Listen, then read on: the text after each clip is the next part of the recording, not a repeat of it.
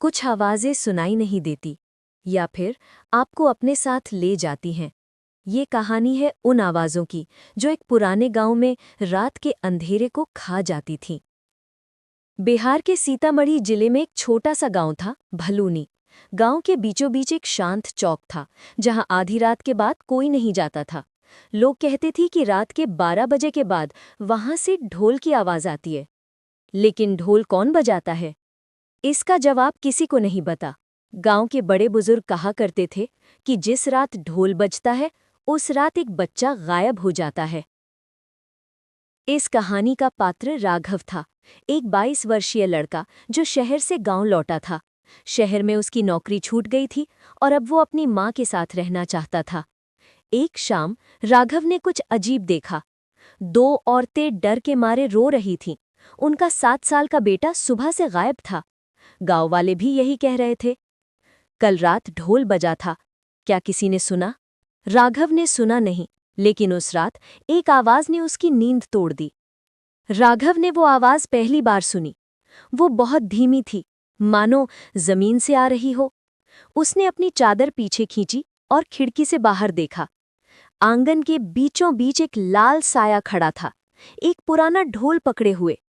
ढोल की आवाज बंद हो गई और साए धीरे धीरे गायब हो गए। राघव का दिल जोर जोर से धड़कने लगा। अगली सुबह गांव के मुखिया ने सबको चौक के पास इकट्ठा किया। जो भी रात में बाहर निकलेगा उसे बहुत सताया जाएगा। ढोल का राज उस पुराने कुएं से जुड़ा है जो अब बंद हो चुका है। राघव सोचने लगा, क्या कुआं? क्या वहां कोई है? क्या ढोल की आवाज कुएं से आती है? राघव ने गांव की सबसे बुजुर्ग महिला धामिनी दाई से पूछा, ढोल का राज क्या है दाई? धामिनी दाई कांपती आवाज में, 70 साल पहले इसी चौक पर एक जादूगर ढोल बजाया करता था। मेला लगा था, हंसी मजाक और गाना बजाना हो रहा था। एक रात लोगों ने उसे चोर कहकर मार डाला, उसकी लाश कुएं में फेंक दी। तब से हर साल कुछ बच्चे उसके साथ गायब हो जाते हैं। राघव उस लापता बच्चे को ढूंढना चाहता था, चाहे कुछ भी हो जाए। राघव ने मशाल उठाई और निकल पड़ा। चौक पहुंच गया और फिर ढोल अचानक जोर से बजा। ढम ढम ढम ढम। लाल साया फिर दिखाई दिया। इस बार वो कुएं के पास था।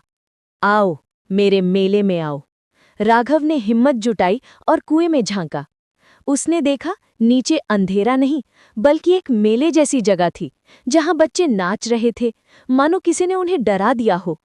राघव ने एक मजबूत रस्सी पकड़ ली जो वहां पहले से लटकी हुई थी। वो नीचे उतरने लगा। जैसे ही वो नीचे उतरा, आवाज तेज हो गई। हंसी की आवाज, ढोल और किसी की चीख।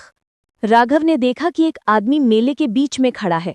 काला कुर्ता, लाल पगड़ी, उंगलियों पर खून। वो था लाल ढोलिया। क्या तुम चाहते हो कि मेरा ढोल बंद हो जाए? मुझे मूर्ख कहते थे, मुझे पीटते थे, लेकिन अब मैं हर साल एक बच्चे को अपने साथ ले जाता हूं। राघव को पकड़ने की कोशिश करता है, लेकिन ढोल के धुएं से वो वहीं गिर जाता है। अगर तुम ढोल बंद कर सकते हो तो कर लो। राघव ने एक पत्थर उठाया और ढोल पर मारा। सारी आवाजें बंद हो गईं। अंधेरा छा गया। सारे बच्चे एक साथ बेहोश हो गए। लाल ढोलिया चिल्लाया, तुमने मेरा वाद्य यंत्र तोड़ दिया। अगर ये ढोल बंद हो गया तो मेरा नाम, मेरी आत्मा, सब कुछ नष्ट हो जाएगा। उसका चेहरा धुएं में बदलने लगा और वो गायब हो गया। सुबह गांव वाले कुएं के पास भीड़ लगाए खड़े थे। सभी लापता बच्चे नीचे जिंदा मिले। गांव में खुशी का माहौल है, लेकिन राघव चुप है। धामिनी दाई, बेटा, क्या ढोल बंद हो गया? राघव धीरे से अपना सर हिलाता है, लेकिन तभी कहीं दूर से एक धीमी आवाज सुनाई देती है। धुम धुम धुम। कुछ शोर कभी बंद नहीं होते। अगर रात में किसी पुराने चौक से ढोल की आवाज सुनाई दे तो दरवाजा मत खोलना। कोई तुम्हारा नाम पुकार सकता है, लेकिन जवाब मत देना, वरना मैं तुम्हारा इंतजार करूंगी, हमेशा के लिए।